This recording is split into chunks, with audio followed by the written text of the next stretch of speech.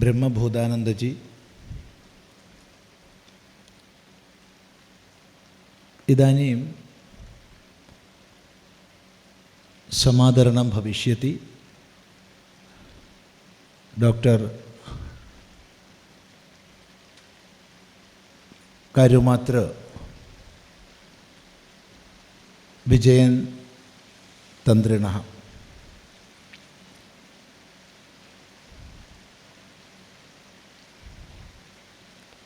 एते अद्वैताश्रमे कदाचिदपि न अतिथि भवति, आश्रमस्य भागः एते।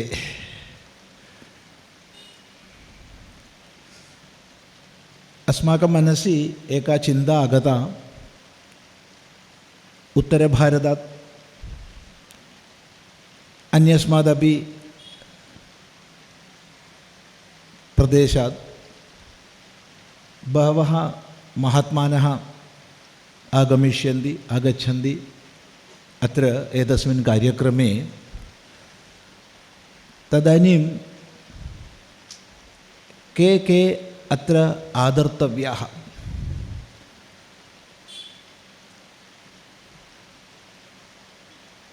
एकस्मिन् नाम्नि कोऽपि सन्देहः न आसीत्। कार्यमात्र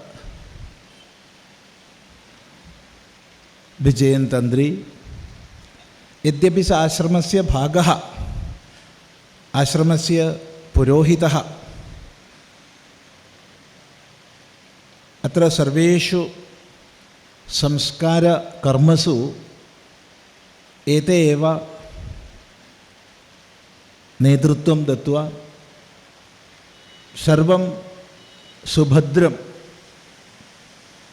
अथवा सर्वं सुभद्ररूपेण कृतवान्। तो एतस्यां सभायां तम् आदर्तव्यम् इत्यस्मिन् सन्देहः न आसीत्। आगतः अत्र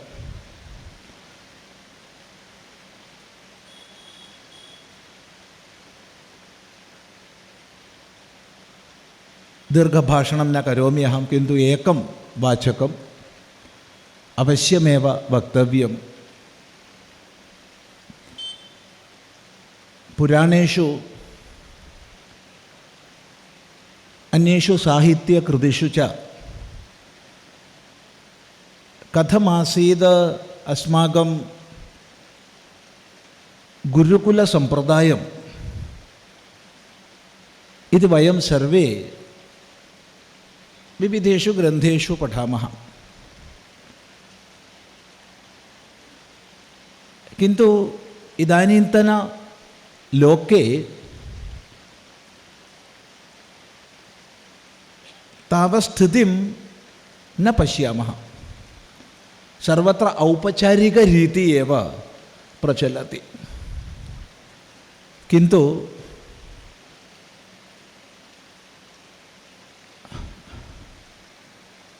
एतेषां गृहे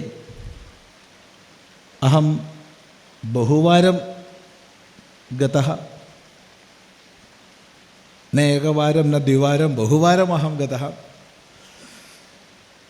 तत्र कथमासीत् अस्माकं गुरुकुलपरम्परा, गुरुकुलसम्प्रदायम् इत्येतत् प्रत्यक्षतया अदर्शमहं। गुरुः, गुरुपत्नी, तयोः औरसपुत्राः इव शिष्याः। के ते औरसपुत्राः उत वा शिष्याः इति विवेक्तुं कोऽपि न प्रचलन्ति शक्नुवन्ति। तावदवस्था तत्र मया दृष्टा, न एकधा न द्विधा किन्तु बहुधा एव। तन्महिमा एतेषाम्। अन्यसर्वम् औपचारिकरीत्या कर्तुं शक्यते, पठितुं पाठयितुं सर्वं शक्नुते एव। किन्तु एतद् हार्दबन्धं तद् हृदयादेव आगतं भवति.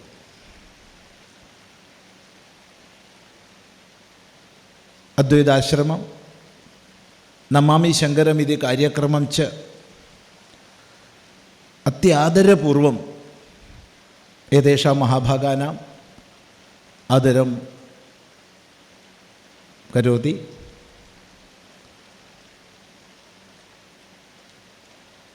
तदर्थं परम पूज्य मेधानन्दपुरी स्वामिनं सम्प्रार्थये अहम्.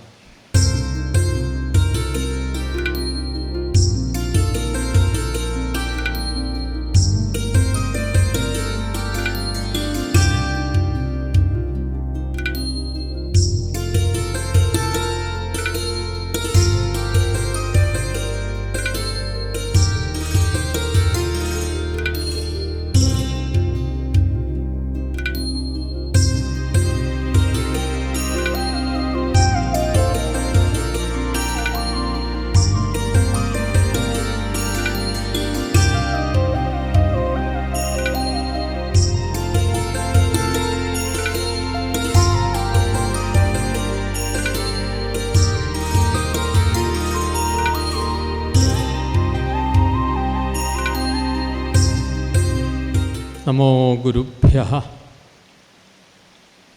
നമഃ സദസ്സേ.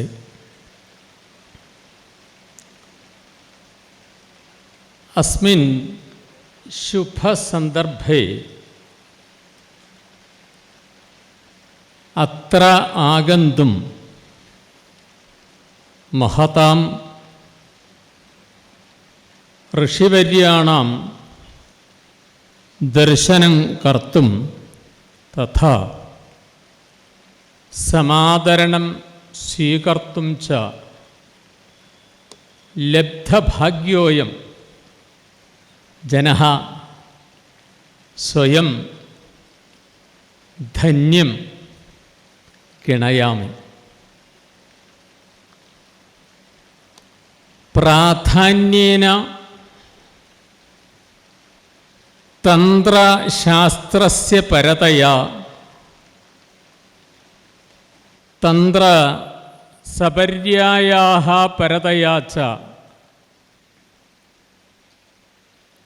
അത്ര അഹം ആദരിതഃ. കിം നാമ തന്ത്രശാസ്ത്രം ഇതി വക്തും അഹം പണ്ഡിതഃ ന അത്ര സമയഃ അപി ന. ത്രിവാചകാനി ഉക്ത്വാ സമാപയാമി. അസ്മിൻ കാലേ അസ്മാകം ഭാരതവർഷേ ബഹുഷു ശാസ്ത്രേഷു ജീവശാസ്ത്രം ഭവതി തന്ത്രം നാമ. തനോതി ബഹുളാനർത്ഥാൻ തന്ത്രമന്ത്രസമന്വിതാൻ ത്രാണനം കുരുതേ യസ്മാത് തന്ത്രം ഇതി അഭിധീയതേ. ഇതി വിദ്വദ്ഭിः ഉപദിഷ്ടം. പൂർവമേവ സൂചിതം ഭാരതം ശാസ്ത്രാണാം സങ്കേതഃ. ഇദാനീമപി ബഹവഃ ജിജ്ഞാസവഃ അസ്മദ്ദേശം ആഗച്ഛന്തി ജീവികായാः പരമപുരുഷാർത്ഥം ഇതഃ സ്വീകർത്തും. ഭവതു ചതുർവിധ പുരുഷാർത്ഥേഷു പരമപുരുഷാർത്ഥം സ്വാംശീകർത്തും ബഹവഃ ഉപായാഃ വാ ഉപാധയഃ അസ്മദാചാര്യൈഃ ഉപദിഷ്ടാഃ സന്തി. തേഷു ഏതൽകാലീന സാർവജനീന ഉപാധിഃ ഭവതി തന്ത്രം ഇത്യഹം മന്യേ. ഉക്തം ച മഹദ്ഭിഃ കൃതേ ശ്രുത്യുക്ത ആചാരഃ ത്രേതായാം സ്മൃതിസംഭവഃ ദ്വാപരേ തു പുരാണോക്തഃ കലൗ ആഗമസമ്മതഃ. ഏവം ആഗമസമ്മതഃ തന്ത്രം നാമ.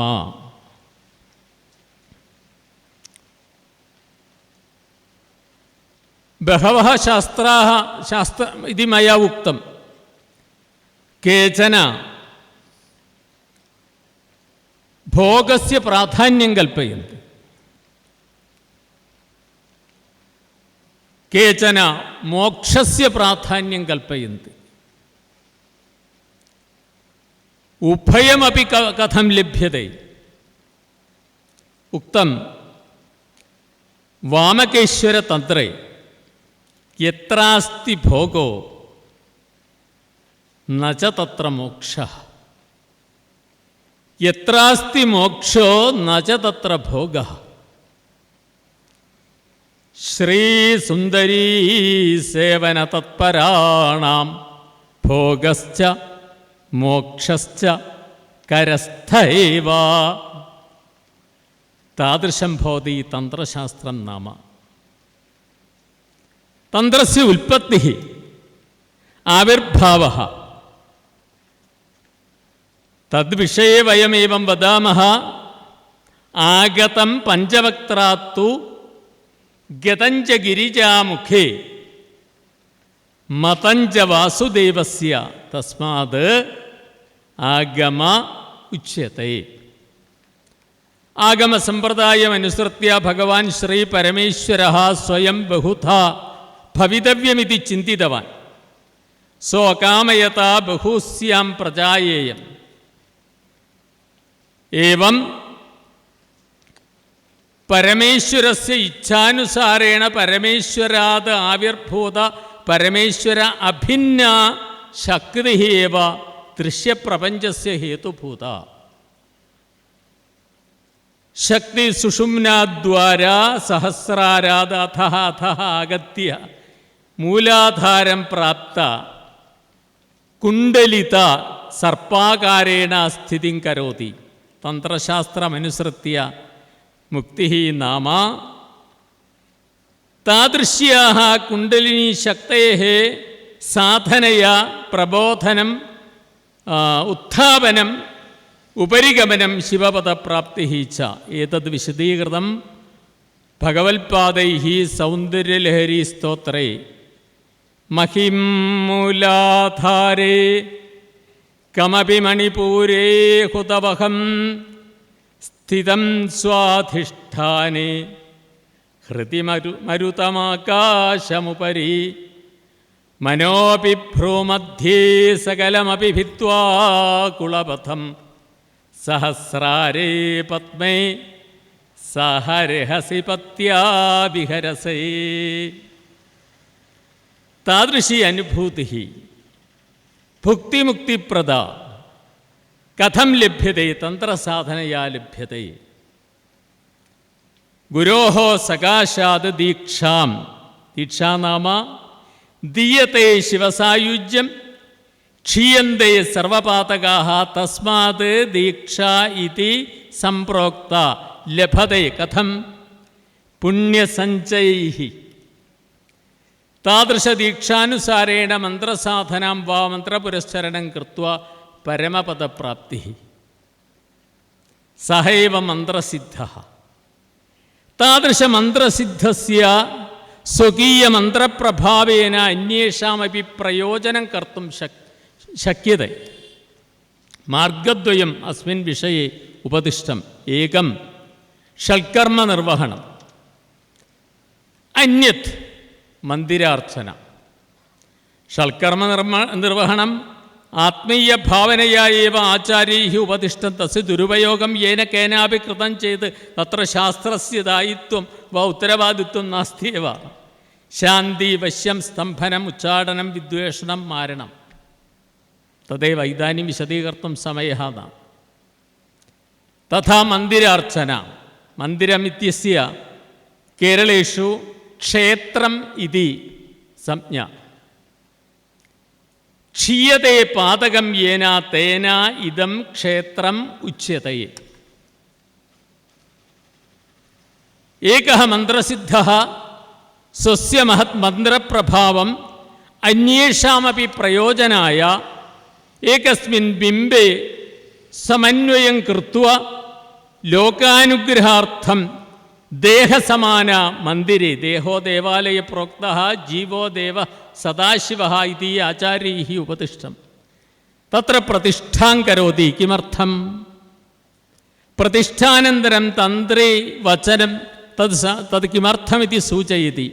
ലോകാനുഗ്രഹഹേത്വർത്ഥം സ്ഥിരോ ഭവ സുഖായ ന സാന്നിധ്യം ഹി സദാ ദേവ പ്രത്യഹം പരിവർദ്ധയ.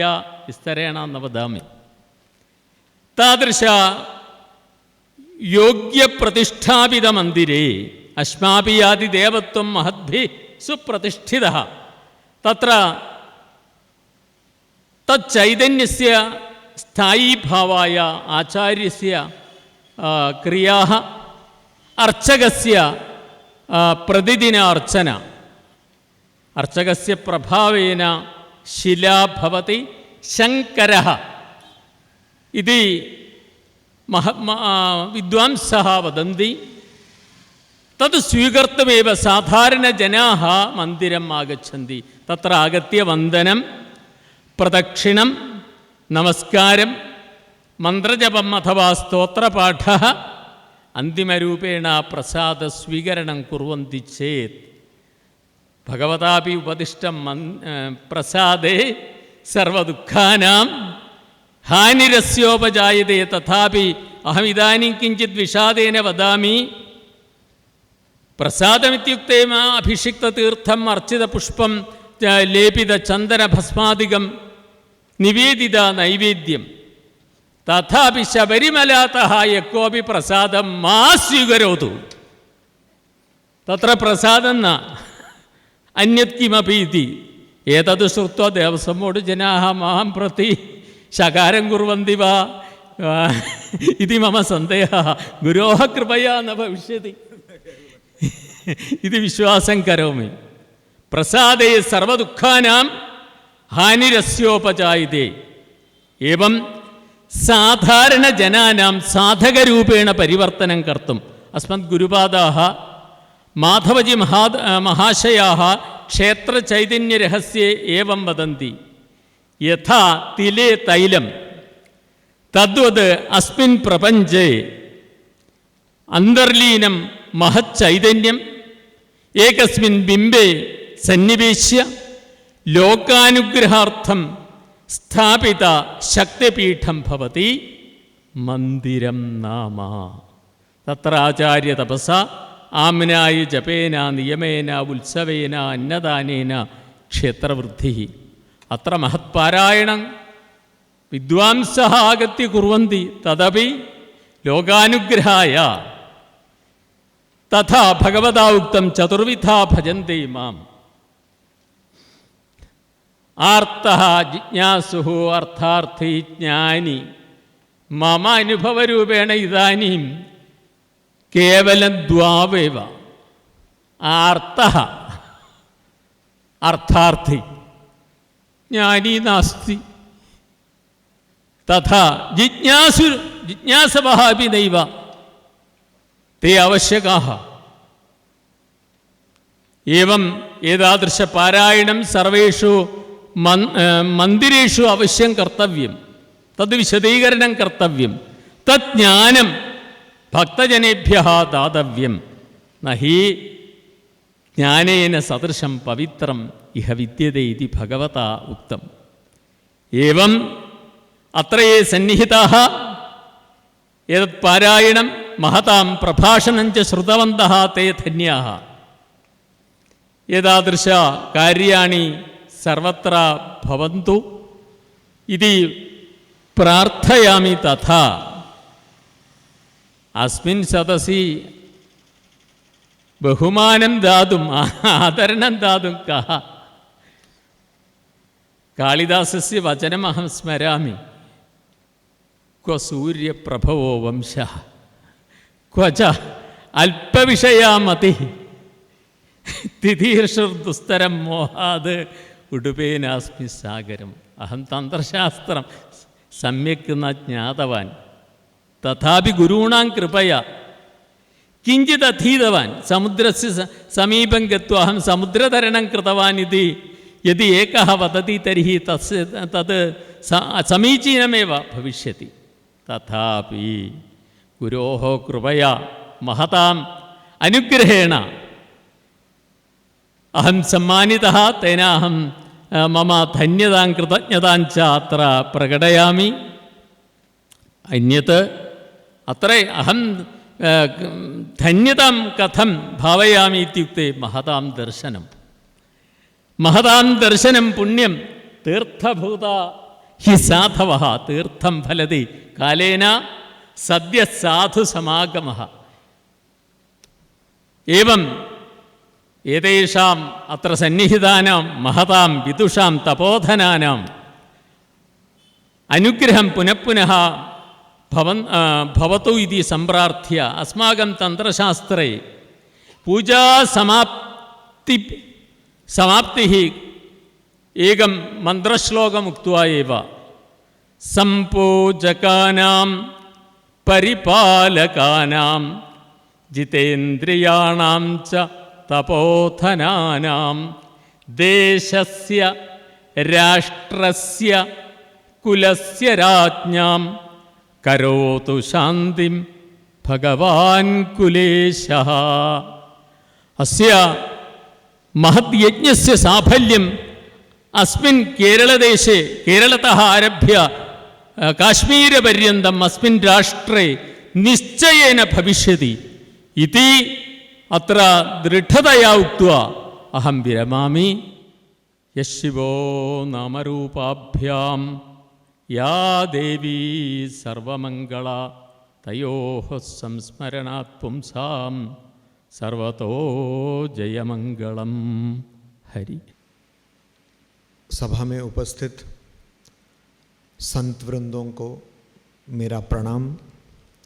यहाँ उपस्थित भक्तजन सज्जन आप सबको मेरा हार्दिक नमस्कार।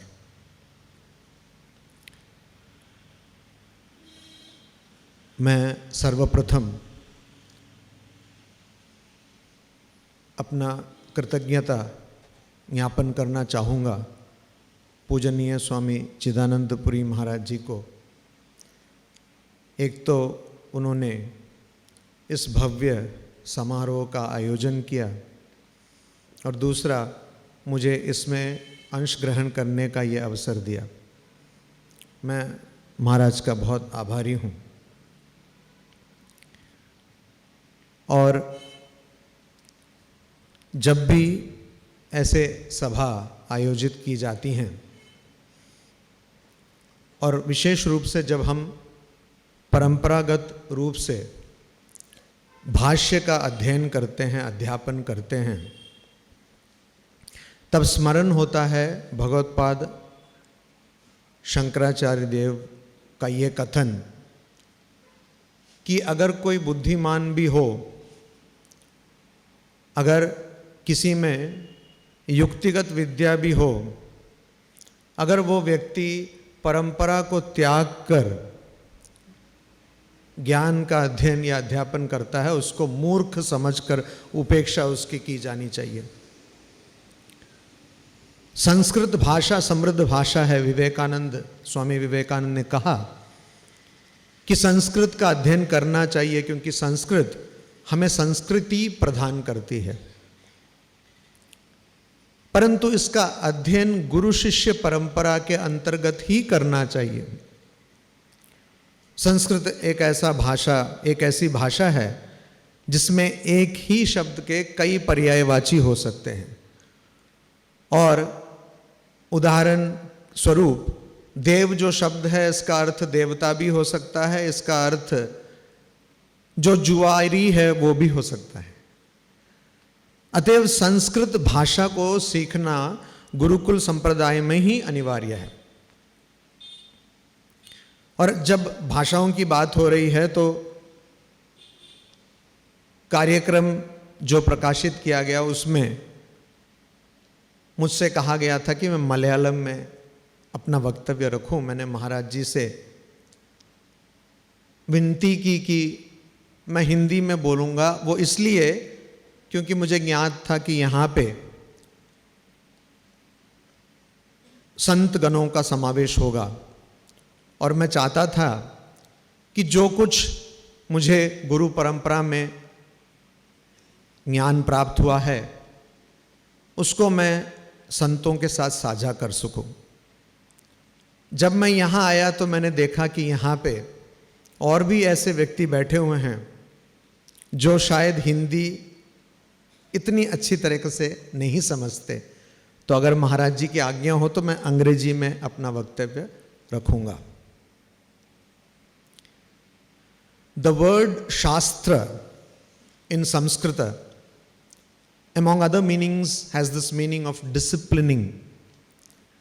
And since we are now studying the second chapter, the beauty of Bhagavan Shri Krishna's method of teaching needs to be highlighted here. He begins his utterance in the second chapter by scolding Arjuna. When a person is asleep, when one is deep in slumber, what that person needs is a wake-up call, a shaking of that person. And that's exactly what Bhagavan Shri Krishna does. Kutastva kashmalamidam vishame samupastitam. Where from did this despondence come? Where from did this depression come? And if you think about it, we become depressed for nothing at all. So it's not that we don't have the knowledge of Vedanta and so we get depressed. Most of the times we get depressed because we do not have clarity of thought. And that's the beauty of Bhagavan Shri Krishna. For all those who believe that Bhagavad Gita has been told only for people who believe in God, or only for people who believe in rebirth, that's not true. Bhagavan Shri Krishna has not spared any line of argument, any logical thinking. He gives you all alternatives, all options to understand that the depression or despondency of Arjuna was not at all called for. It was completely unwanted, unwarranted. So, after scolding Arjuna, so to say, he says, Na etat tvai upapadyate. This does not befit you. This does not befit you. This behavior of yours, you being a Kshatriya, and you have to follow Swadharma. And what is Swadharma? As Maharaj Ji, who spoke just before me, pointed out, this is your own doing. It is you who have been hankering for this war. You, when you just left for Kurukshetra, the battlefield, you said that I will kill all these people. And that is your Swadharma. This is something you have chosen. It's not something which has been imposed upon you. And so now, why are you having a back foot? And so, you need to fulfill what you have promised. And even if you don't, it does not really matter. That's the essence of Bhagavad Gita. If you do, it's good for you. If you don't, the world is not going to crumble to pieces. Because, as he would say in the 11th chapter, 33rd verse, Maya eva ete nihatan purvameva. Through me, they have been already killed. So if you may, please be the instrument. If you would not, it doesn't really matter. So we need to, and I quote this 11th chapter, 33rd verse, because I am surprised how many writers, particularly in the state Kerala, in Malayalam, how many writers have quoted this verse to say, in fact they are citing this verse to prove that Sanatana Dharma creates lazy people. So that's a quite selective reading of that shloka. Because the first part of that shloka says, Tasmatvam uttishta yasho labhasva jitva shatrun rangjam bhungshva samruddham. So the first part of that shloka very clearly says, get up, fight this war, wage this war, and yasho labhasva, become famous, attain fame, and enjoy a prosperous state, a prosperous country. Where do you get any hint of laziness here? So we have to be wary. We have to be careful of people who claim to know Samskrita, who claim to know Shruti, and also Guru Parampara would vouch, just knowing Samskrita does not give you the knowledge of Shruti. You need Guru's grace. You need Bhagavan's grace. On top of that, you need the grace of Shruti. Bhagavad Pada Shankaracharya himself refers to that. He says, Mother Shruti should bestow her blessings upon you. Otherwise, it's not easy to understand the meaning of text. So, in the 26, 27 and 28 verses which have been assigned to me, the 26th verse starts with a different line of thought. The line of thought taken by Bhagavan Sri Krishna is, it does not matter if you do not believe in rebirth. I find nowadays people are wary of rebirth. They say, oh, we have to believe rebirth. It sounds so unscientific, as though they know so much of science. In Hindi we have a proverb, na ghar ka na ghat ka. They are neither here nor there. They don't know science. If they knew science, they would know that in science also there are numerous hypotheses which have no logical foundation whatsoever, particularly in cosmology, in physics. You have many constants just given to you. You have to just take it or leave it. So, science also is not free from superstition. Swami Vivekananda used to call them scientific superstitions. So here, if someone has problems with rebirth, someone has problems with thinking that there is Atma which is eternal, which is consciousness, bliss absolute, then Bhagavan Sri Krishna says, okay, forget about that. Let us have some clarity here. Don't think about Atman, don't think about eternity. People who have this, sometimes I feel majority of people in this world, in this age and time in 2022 are what are called Charvaka. Yavat jivet sukham jivet rinam kritva gritam pibet bhasmi bhutasya dehasya punaragamnam kutah. So here rinam is there. Even if you go to Amazon, you can buy a book costing 300 rupees in 10 installments. I don't find what purpose it leads to, but it is there. So there is MasterCard, there is Visa card, there are all sorts of cards. And Bhasmi Bhutasya Dehasya Punaragamanam Kutah. This logic is what Bhagavan Sri Krishna turns on its head and said, exactly, that's what I am talking about. Basmi bhutasya dehasya punaragamanam kutah. So this deha anyway, in that form and shape is not going to come. Even if you were to believe in rebirth, this deha itself will never come back. As Maharajji pointed out, vasansi jirnani. So this would be given up as a worn out garment. And so you would not get the same body. If you are not going to get the same body, then what is the point in making such a fuss over this body? So that is the shloka. This is what the shloka is, 22nd shloka, 26th shloka of the second chapter. Atha chainam nitya jatam, nityam va manyase mritam, tathapi tvam mahabaho na enam shochitum arhasi. Very simple.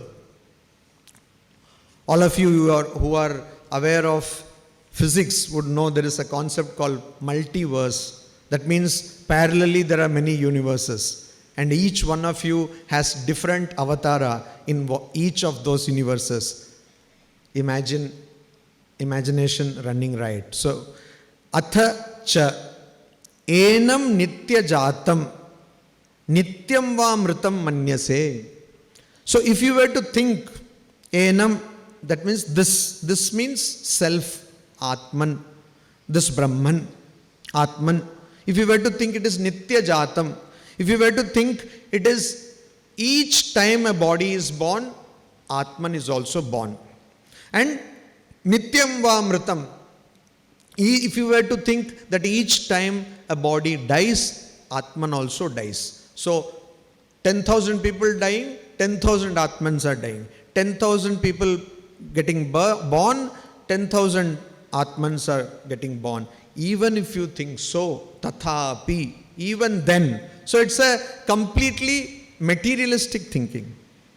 Completely materialistic thinking. That's the beauty of Indian tradition, Indian commentarial tradition, Bhashya Parampara. We have something called Purva Paksha.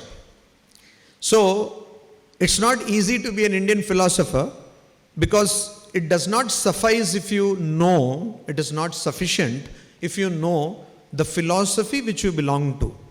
You need to know more than your own philosophy, your Purva Paksha. So that's why Indians can become good advocates. In fact, somebody has written a book, Amartya Sen has written a book, Argumentative Indian. Not that I completely agree with Amartya Sen, but the idea is good. So, because we try to understand our opponent better than we understand our own school, Siddhanta. Why? Because we take the position of the opponent and defeat the opponent there. You go to his own battlefield and defeat him there. So here, Bhagavan Shri Krishna does exactly that. He says, even if you were thinking that every time a person is born, Atman is getting born. Every time a person is dying, Atman is dying. Even if you were thinking, okay, let it be so. But why are you Mahabaho? So there is a compliment, I'm not sure whether it is a compliment, because these epithets across Bhagavad Gita, sometimes we are not sure whether Bhagavan Shri Krishna is complimenting Arjuna or making fun of him. Sometimes he calls, oh, you are son of Pritha. Wherever there is some hint of weakness in Arjuna, then he will say, oh, Partha. So even the name which Shri Krishna is using for Arjuna differs according to the context. So he is saying Mahabaho means a mighty armed one. When you die, where is the arm going to go? It's going to get destroyed. Arm is not going to there. When we go to a pharmacy and buy medicine, we are very particular that the expiry date should be well within the term. So it should not be already expired or it should not be near expiry date. It should be like 1 year after. But we forget all the time that this body has an expiry date. The big difference is we don't know when. We are not aware of the expiry date. And so if it is having an expiry date, how would I be practical if I were to constantly bother about this expiry date? Earlier this day, a person came to me, to the ashrama, and she was saying, oh, I am quite upset. I have left my child in Kolkata. So she has come some days ago. I have left my child in Kolkata. What will happen to the child? Then I said, oh, then you are sitting in this room, the roof can also fall on your head. There is no end of such ruminations, such thoughts. There should be clarity. If you are decided that you are going to die, and Atman or your actual self, real self is also going to die with your body, then why are you worrying? Anyway it is going to die. Anyway it is going to die. There is a glass of water kept in front of me, and by chance, don't worry, I am not going to break it, but by chance if it were to be broken, should we conduct a prayer meeting, a funeral for that glass of water? Doesn't make any sense. Because that is how it will destroy. It anyway will be broken one day. It will anyway perish one day. So that is how it is going to destroy. It will not get corona and die. Similarly, this body, even if you think that that is the be all and end all of life, even if you think that that is all what it is there in your personality, even then there is no point really to worry. Mahabaho tvam enam shochitum na arhasi. You ought not, you should not sorrow or grieve for this body. Because just like, but there are people, just see the reaction of a person if her mobile phone is lost. Mobile phones, either they will get lost or they were going to get outdated. That's how it will lose its life. But people become so upset. They lose everything. They cannot think about anything else. And so we are giving more importance to things than they deserve. We are giving more importance to the body than it actually deserves. So this is what here Bhagavad Shankaracharya Deva says, that if you think janmavatah janma nashavatah nashaha cha iti avashyam bhavi. So it is something which is, you cannot do away with that. It is avashyam bhavi, it is inevitable. That which is born, as in the next shloka Bhagavan Shri Krishna will say, that which is born will die. So what is the point in making such a fuss about that which was going to be destroyed anyway? Now we have a problem. We have a problem that this illusion, it's often heard, Advaita Vedantins, we Advaita Vedantins, we call everything an illusion. And we have an example to go to all the time, that is the Rajju Sarpa, rope and snake. You tell us anything, immediately we will go to a dark room and rope and snake. So it's all illusion. But this illusion is tricky. We have illusions within that illusions, and we are caught up in a whirlpool of illusions. For example, this body is, because of ignorance, I am perceiving myself to be a body. I am not. Because of ignorance, I think all these three bodies, that is the Sthula Sharira, Sukshma Sharira and Karana Sharira, to be me. I am not. I am beyond these bodies. I am beyond three states of consciousness, Jagrat, Swapna, Sushupti.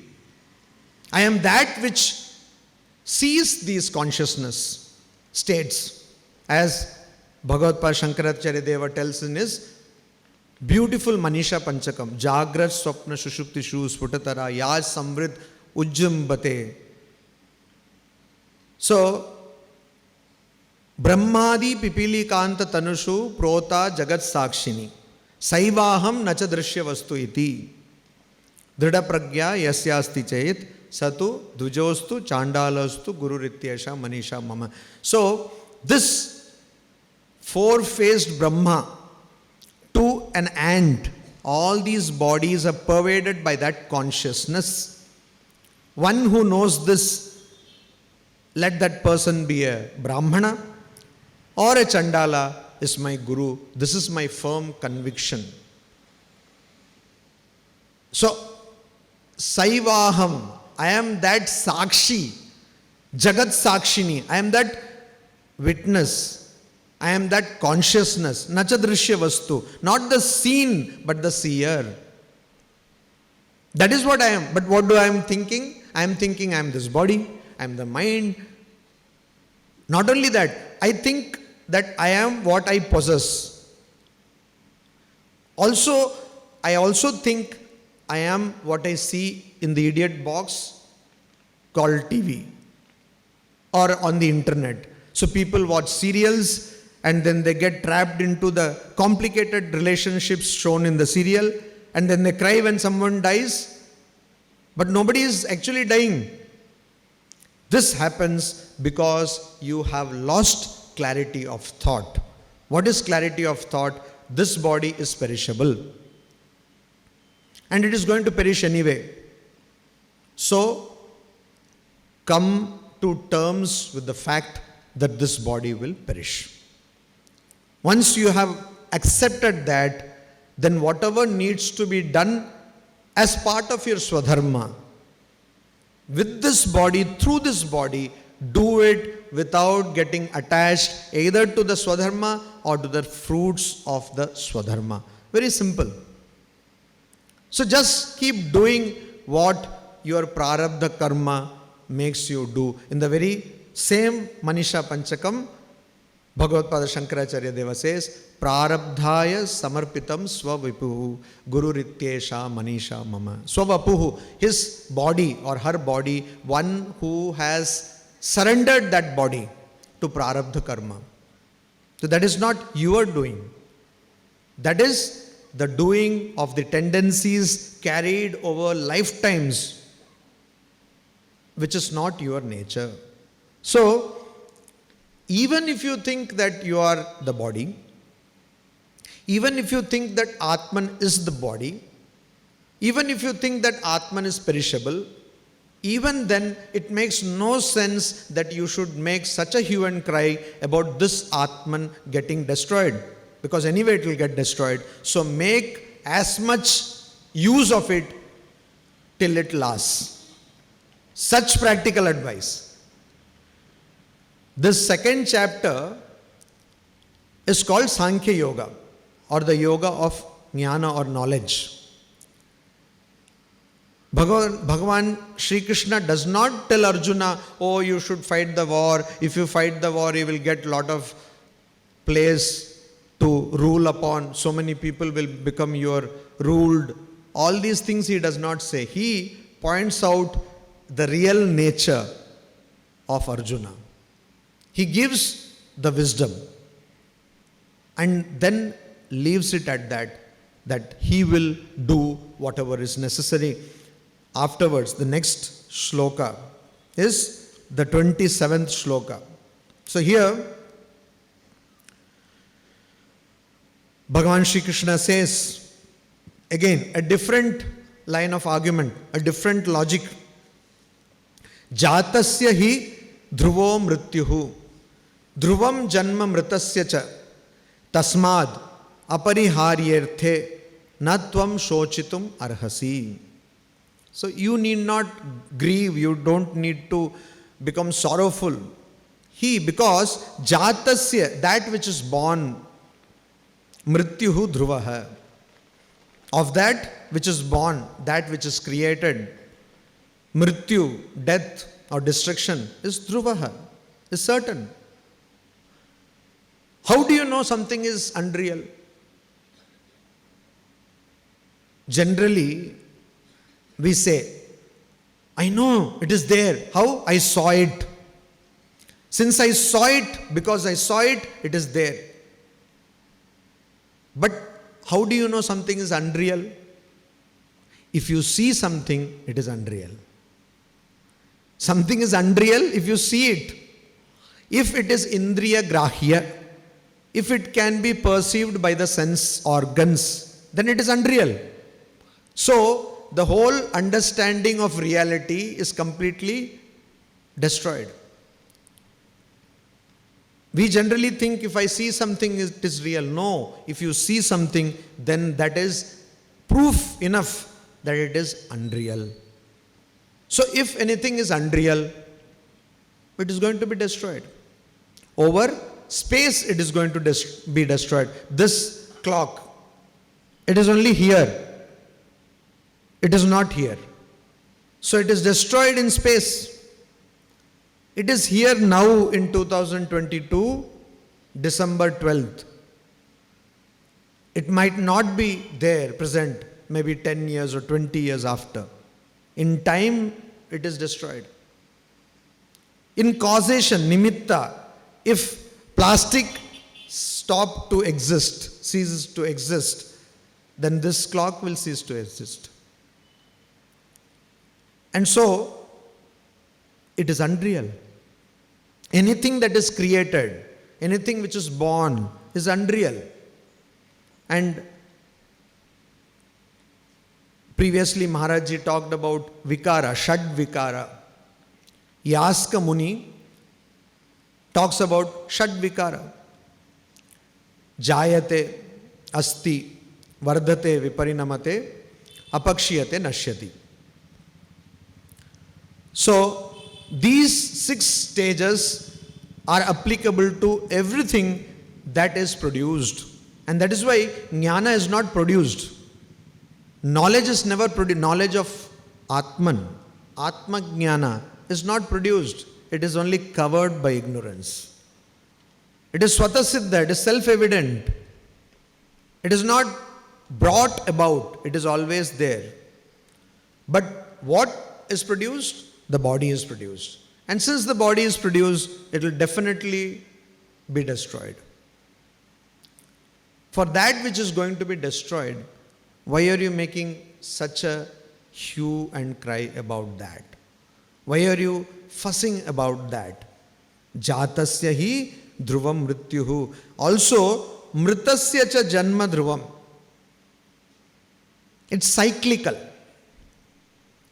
Punarapi jananam, punarapi maranam, punarapi janani, jathare shayanam. One of the lessons we should learn in such an enlightened assembly is better in this janma itself, we struggle hard to get moksha. If that does not happen, what is the guarantee that we will get such an august assembly? What is the guarantee that we will get an appropriate birth, appropriate education, inclination towards spiritual life? There is no guarantee. So, ihaiva tairjitaha sargaha. Just like people who have known the truth have in this very life conquered attachment. We have to do that. So, if you don't do that, if you don't get knowledge of Brahman in this very life, you would have to be born again. You will be born again. So, whatever dies, mritasya cha janma dhruvam. Whatever dies of that birth is certain if you don't realize that you are not born, you are not dying. You don't najayate mriyate. If you don't realize that, then you will be born again and again, till you realize that. Swami Vivekananda said that even a worm will reach mukti. But there are 2 paths. One, doing it consciously, it will be an easier path. But if you do it unconsciously, you will get blows after blows. Eventually you will reach there. So, this is again something which is apariharye arthe. In this matter, artha, in this context, in this subject, it is apariharya. It is something which you cannot avoid. So for that, tvam shochitum na arhasi. This advice is not just for meditation or scriptural knowledge. This advice is for our day-to-day activities. You're standing in a bus stand. Buses after bus come and go. They are not stopping. What happens to you? You start fidgeting. You start getting nervous. You start getting angry. Oh, buses don't stop, etc. What is the use? You cannot board the bus unless it stops. Unless you get a mean of transportation, you will not be able to reach your destination. What is the use in making such a hullabaloo about the situation? So, bus is not stopping. Either catch a taxi, if possible, or use some other device. If you cannot, please be quiet. Because it is a situation which is apariharya. It's an unavoidable situation. Don't you see? Most of the times it is like that. Suddenly in our country, connectivity is a problem. We are trying to do something, either signal does not come. So people do all kinds of gymnastics with their mobile phone. What is the use? And you say, oh, connectivity is not there. You start blaming, complaining, all people that were born, starting from the Prime Minister to the Telecom Minister. What is the use? You don't really have any control over these people. Apariharya. What is unavoidable, just bear it. That is why one of the spiritual practices, as we know, Shama, Damadi, Shatka, Sampatti, is Titiksha. Sahanam sarva dukkhanam apratikara purvakam chinta vilapa rahitam sa titiksha nigadyate. Very easy to say, not so easy to practice. So that is what we need to do. Apariharya. Use your brain God has given us. Some people use it better, some don't. But please use it and see the inevitability of a situation, the unavoidable situation, and just bear that, forbear that. And so, for an unavoidable thing, na tvam shochitum arhasi. It does not befit you to be sorrowful or grieve for that, because you cannot do away with the situation. Prakritim yanti bhutani. It's your swabhava, your tendencies which are directing you. And so you understand that. There is a very beautiful word in Sanskrita, tatastha. The tatastha in different Indian languages could mean different things. In Sanskrita it means a person who is rooted on the bank, who is a witness. So the river flows by you, but you are not involved in that river. The river of life flows by you. You know that you are sakshi. You are not involved in that. Yet you enjoy that. The real experiences or the real experiencer is one who can enjoy or experience things without getting entangled in them. There is this famous incident in Swami Vivekananda's life. Swami Vivekananda, when he was in the United States, he used to sometimes go and meet the agnostic philosopher Robert Ingersoll. So agnosticism, as you know, is a philosophy or a philosophical school or philosophical style where people don't comment on the presence or absence of God, unlike atheism. So Robert Ingersoll was an agnostic. Swami Vivekananda once went to him, and this Robert was drinking orange juice. I don't know why, but across the world, people somehow find it very funny to make fun of monks. So This Robert also said, "Oh, Swami," I don't know how he pronounced the word Swami, but he said that, "See, you cannot drink orange juice because you don't earn. I earn, so I'm drinking orange juice. I'm experiencing life." Swami Vivekananda immediately said, "No, you're mistaken. I can drink the orange juice and I can experience till the last drop. Because I don't need to worry where the next cup of orange juice will come from or when this will last, etc. Till when it will last, etc. I am anasakta, I am unattached. So I experience things as they come and as long as they last." So, another beauty of this assembly is not only human beings, but different beings are coming to be part of this assemblage.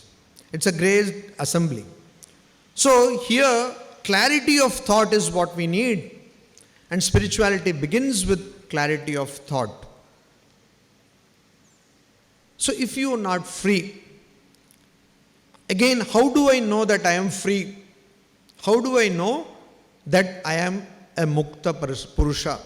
This is the question. Because nowadays, if you open social media sites or if you open YouTube, everyone is claiming to be a Brahmagyani. Every other person is saying, I have known the truth. So what is the test? How do you know?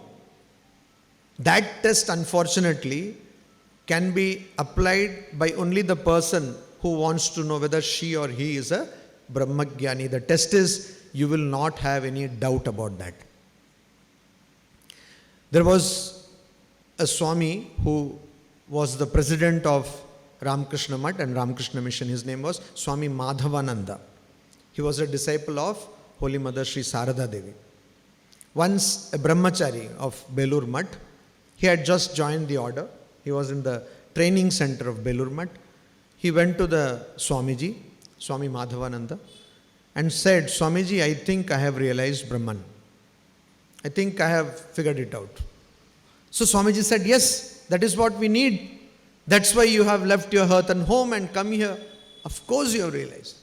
Then Swami Madhavanji asked, "I'm sure you have no doubts about it."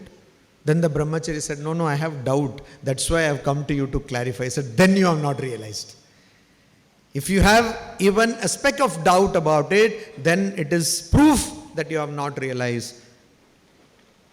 Sarva samshayaha chidyante. All doubts are dispelled." So, if you have not realized yourself, how do you know? Bhagavan Sri Ramakrishna, in his characteristic way of explaining things using day-to-day examples, everyday examples, he says, how does a person know? So he says, a child, a boy was about to go to bed. Then he calls his mother and says, "Mother, you please wake me up if I get nature's call. If I want to go to the loo, please wake me up." Mother smiles and says, "I don't need to wake you up, you will wake up yourself." So, how do you know that you have realized Brahman? You will know that. That you will know. Till you know that, please don't presume that you have known. And so, here, Bhagavad Pada Shankaracharya Deva says that Jarma Marana Lakshana Artha. This matter, Apariharya Arthe. Here, what is the Artha? What is the matter? What is the subject which is being discussed? That is Janma Marana Lakshana. What is it Lakshana of? Lakshana means characteristic, sign, feature, property. It is property of what? It is property of Ajnana. It's a property of Ajnana, Janana Marana. So if you see the snake instead of rope, that means you are in darkness. So if you see yourself to be a body which repeatedly is born and dies and again is born and dies, so you are in Ajnana. As long as you are in Ajnana, this is something you cannot avoid. So what do you need to do? you should not think about ajnana. Often I find people are enthralled by the world of ajnana. People want to know about the realm of ignorance, not about Brahman. Many people come and they say, Swamiji, that we know, Satchit Ananda we have understood, but how you tell about this universe? How is this? How does Mars come into existence? How so many galaxies come? So, again, Bhagavan Sri Ramakrishna says, Aker Gyan, Gyan. Oneker Gyan, Ogyan. The knowledge of unity, Aikya, is true knowledge. The knowledge of diversity is ignorance. So, if you want to know how this chair came, how this microphone came, how this video camera is working, all this, there is no end to that. And you will not end up anywhere. So, if you want to know, you need to understand that which changes, samsara, that which keeps on changing or moving, is a property of ignorance. If that is a property of ignorance, what should we do? We should not dwell on this property. We should dwell on the nature of Brahman. We should dwell on the nature of Brahman. Bhagavan Sri Ramakrishna says, if you think yourself to be a sinner, you will become a sinner. In the Upanishad it said, whatever you think, you become. So, if you think yourself to be Brahman, which you are, then Brahmavid Brahmaiva Bhavati. Then eventually, you will get the knowledge of Brahman and you will become Brahman. That means you were Brahman to begin with. The covering of ignorance would be removed. So, in these two verses, Bhagavan Sri Krishna is saying that this entire program of the first chapter, Arjuna Vishada Yoga, is unwanted, unnecessary. Because you are fretting about something, you are worrying about something which you cannot handle. There was a husband, there was a wife.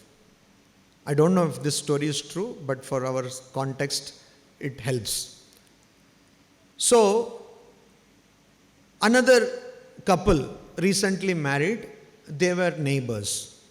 And this couple, every day they picked up some quarrel. Every day there was fighting, quarreling, etc. And this young man, he went to this person who was neighbor and said, Sir, I have heard that you have married for 30 years now. And we make such a noise here and I don't hear any quarrel from your house. How is it that you are managing? He said, simple.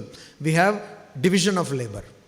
We have divided our responsibilities. Oh, how come? So small things like how money will be spent in the house, children, where will they study, where will they go for employment, who they will marry, what food will be cooked. All these small things my wife decides. And then what do you do, sir? I take care of bigger things. Whether USA will attack Iran, whether there will be football match in India, what kind of foreign policy decisions Prime Minister will take. All these important things I decide. Basically, he does not do anything. This is all apariharya. He cannot do anything about it. So everything is controlled by his dharma patini. So apariharya artha, that which is unavoidable, just let it be so. Let it be unavoidable. Just concentrate on that which you can do. Can you practice titiksha? Of course you can. Can you practice shama? Of course you can. That's why gurus have told you that. Dhamma, concentrate on them. Don't think of things which you cannot do anything about. It's a very practical advice. If we were to just follow this advice, our life would become very happy, smooth and comfortable. Something is breaking, no problem. Mobile phone is lost, no problem. So what has to be done next? You do that and move on. So, another line of argument now in the shloka, that is, this is the last shloka which has been assigned to me. This is again another line of argument Bhagavan Sri Krishna gives. Some years ago, there was a contention that Bhagavad Gita is a religious book. I don't know who came up with that. And I know that in Russia, for some period of time, it was banned because it's a religious book. It is not at all a religious book. If you want it to be a religious book, it can be. But it is a book which will enhance your idea of yourself, whatever idea that may be. As Swami Vivekananda said, what does Vedanta do? It makes a teacher a better teacher, a farmer a better farmer. So, here is that 28th shloka of the second chapter of the Bhagavad Gita. Avyaktadini bhutani vyakta madhyani bharata avyakta nidhanan yeva tatra ka paridevana. Paridevana, grief. Tatra ka paridevana. What is the need for grieving or sorrow in that context? Bharata. Bharata, we know, a person who belongs to the Bharata clan. Bhutani, living beings. Avyaktadini. This entire play of ignorance is unmanifested to begin with. Adi. It is not manifested in the beginning. It's unmanifested. Then Vyakta Madhyani. In between, it is manifested. Avyakta Nidhanani. Again, in the end, it is not manifested. In the Taittiriya Upanishad, it is said that all these living beings come from Brahman. They stay and then again they abhisamvishanti. They go back to Brahman. So, actually nothing comes out of Brahman and goes back. It is a semblance, it is an appearance. It appears as though they come from Brahman. It appears as though they stay. It appears as though they go into Brahman. The Brahma Sutra says that this entire universe is based because of Brahman. And if we were to go to our classic rope snake example, there can be no snake without a rope. It is because of the rope that there is snake. So, that particular interval of time, when you are seeing this, Maharajji in his talk prior to mine talked about how a cinema screen is there. When the cinema begins, before the cinema begins, there is nothing on the screen. After the cinema ends also, there is nothing on the screen. In between, for few hours, there is something playing on the screen. Vyakta Madhyani. In between, it's for some interval of time. As they say, this too will pass. This too will also go. Why fuss over it? Tatra ka paridevana. Why are you fussing about it? So, somebody dies, somebody is born, somebody close to your heart. We open the newspapers and read every morning that somebody died, nothing happens to us. Imagine if that person was related to us, known to us. If there was some kind of involvement, then we are sad. Where does this sorrow come from? I have created the sorrow. I decided to become sad because of that. That event itself does not disturb me. It is my connection with that event, my attachment with that event that disturbs me. So, why are you doing that? If you have children, if you have friends, if you have relatives, if they die, if they are born, how does it make you become sorrowful or happy?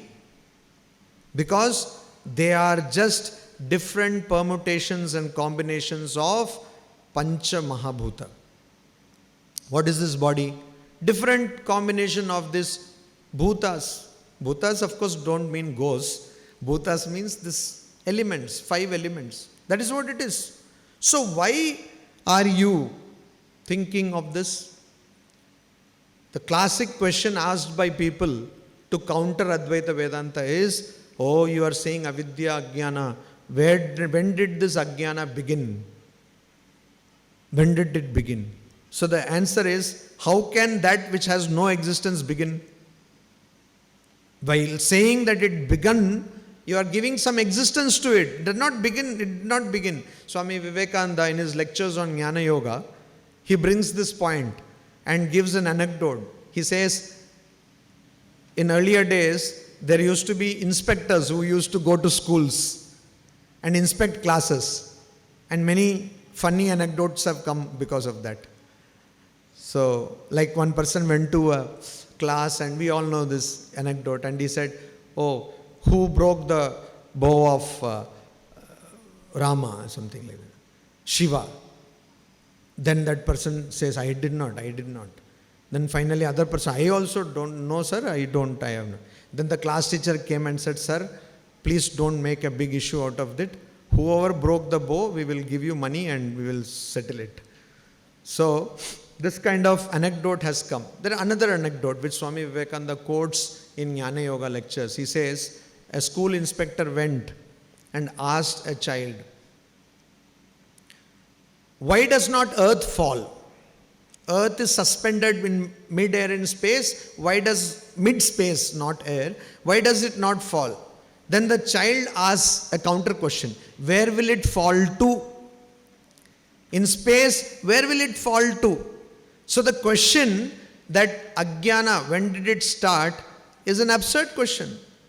It cannot start. That which has not existed cannot start. It's like asking, when did the snake come in the rope? There is no snake to begin with. How can it come? So, that which has no beginning, that which is not eternal, it does not have any reality. Only for some time it is there. Why are you making a big fuss out of it? That is the question. And for this, unlike the other two verses, Bhagavad Pada Shankaracharya Deva comments on this.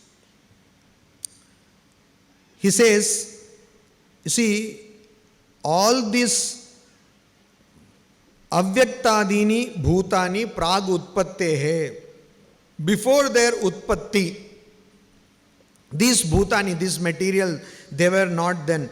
Utpannani cha prang maranat vyaktamadhyani, before their destruction, prag maranat, before their destruction, in between they are manifested, they are visible. But adarshanam nidhanam maranam yesham. So, avyakta nidhanani. So, once they die, nidhanam, maranam, or death or destruction, once they die or destroyed, they are invisible. Why are you making such a fuss about it? So, first it is not seen, then it is seen, and then again it is not seen. Nowadays we cannot give the example of desert. We have to change the example. Tar road. If you are traveling in a car on a tar road, a tarred road, in afternoon, a sunny afternoon, you can see water. When you go near it, it is a mirage, marichika, there is no water. But in the beginning there was no water, in the middle water came, and in the end no water. So why are you crying that water went away? It is like that. Don't cry about things which are destructible. Don't cry about things which can be expended. Don't cry about things which come and go, because they will anyway come and go.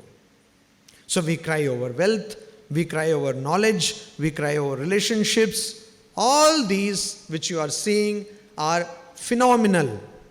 They are not real. And they will come and go. Don't cry over them. Just be quiet. Just Atma Ramah. Just be merged in the thought of Atman.